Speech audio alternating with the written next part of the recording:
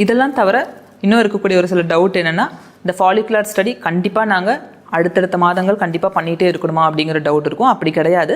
இப்போ நீங்கள் ஒரு 1 or 2 சைக்கிள்ஸ் ஃபாலிகுலர் ஸ்டடி பண்ணியிருக்கீங்க அப்படின்னா ஆல்மோஸ்ட் உங்களுக்கே ஓரளவு உங்களோட எக் எந்த டைமில் வளருது வெடிக்குதுங்கிற ஒரு அந்த பேட்டர்ன் வந்து தெரிய ஆரம்பிக்கும்.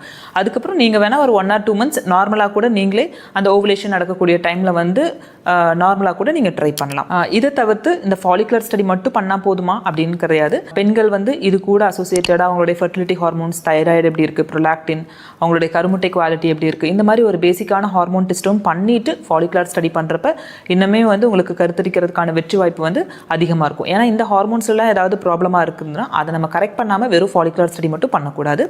அதே மாதிரி மிக முக்கியமானது ஒன்று, உங்களுடைய ஃபெல்லோப்பியன் டியூப் கருக்குழாயில் ஏதாவது அடைப்பு இருக்கா, அதை வந்து நம்ம ஹெச்எஸ்ஜி, எஸ்எஸ்ஜி இந்த மாதிரி டெஸ்ட் எல்லாம் இருக்குது. ஸோ இந்த மாதிரி டெஸ்ட் எல்லாம் நம்ம கண்டிப்பாக பண்ணி பார்த்துக்கணும். இதெல்லாம் நம்ம ஒரு ஃபாலிகுலர் ஸ்டடி போகிறதுக்கு முன்னாடியே வந்து டியூப்பில் பிளாக் இல்லை, அடைப்பு இல்லை அப்படிங்கிறத உறுதிப்படுத்திக்கணும். இதை உறுதிப்படுத்தினதுக்கு அப்புறமா தான் நம்ம ஃபாலிகுலர் ஸ்டடியே பண்ணணும். ஒரு கருக்குழாயில் அடைப்பு இருக்கிறப்ப அது தெரியாமையே அந்த அடைப்போடவே நீங்கள் ஒரு ஃபாலிகுலர் ஸ்டடி பண்ணுறதா இருக்கட்டும், ஓவுலேஷன் இண்டக்ஷன் பண்ணுறது எல்லாமே வந்து வேஸ்ட்டாக போயிடும். ஸோ இந்த ஃபாலிகுலர் ஸ்டடி பண்ணுறதுக்கு முன்னாடி உங்கள் டாக்டர்கிட்ட போயிட்டு பேசிக்காக உங்களுடைய ஹார்மோன் டெஸ்ட் எல்லாமே பண்ணிக்கணும். டியூப்பில் பிளாக் இருக்காங்கிறதையும் நீங்கள் தெரிஞ்சுக்கணும். அதே மாதிரி மேல் பார்ட்னர் அவங்க ஹஸ்பண்டுமே வந்து கம்ப்ளீட்டாக ஒரு செமன் டெஸ்ட் வந்து பண்ணிக்கிறது நல்லது.